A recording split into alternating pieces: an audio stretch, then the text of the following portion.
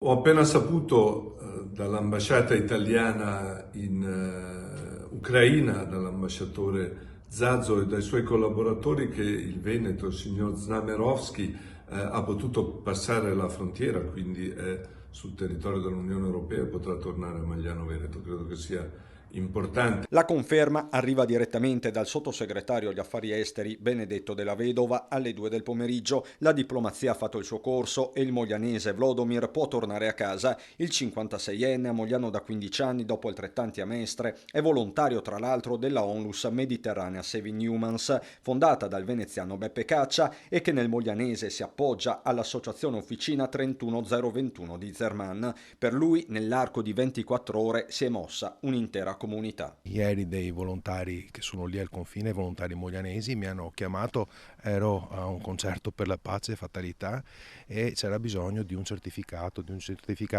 di residenza che dichiarasse che lui è qui residente a Mogliano con due figli giovani del 2015 e del 2011 da mantenere, quindi io sono subito corso in municipio, ho preparato questo certificato come ufficiale di anagrafe e l'ho spedito al confine. Dichiarazione che sembra non bastare alle autorità ucraine che trattengono l'uomo Leopoli con l'intenzione di spedirlo al fronte sulla base della legge marziale applicabile a tutti i cittadini ucraini tra i 18 e i 60 anni. Ma Vlodomir è anche cittadino italiano eppure residente in Italia. Per ribadirlo si attivano altri canali politici, tra questi il capogruppo PD all'Europarlamento e l'ex sottosegretario Andrea Martella, attuale segretario Dem Veneto. Siamo riusciti a fare pressione sulla Farnesina affinché attivasse un'unità di crisi che è stata convocata alle 6 di sera italiane. Teniamo conto che per il fuso orario in Ucraina si è un'ora avanti,